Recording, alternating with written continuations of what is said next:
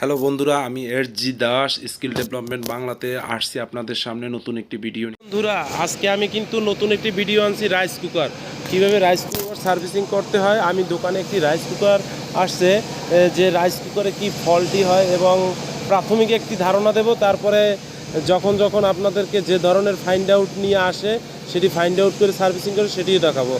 আজকে এখানে দেখাচ্ছি যে রাইস কুকারের নিচের অংশটিতে যে আমাদের সার্কিটের মতন যে জিনিসটি থাকে, যে কারণে সুইচ অন অফ করলেও সুইচটি অন অফ দেখায় না, পাওয়ার আসে না। এখানে একটি আমি ধরে দেখাচ্ছিলাম যে ফিউজ আছে, হ্যাঁ, এই ফিউজটি বেশিরভাগ সময় কেটে যায়।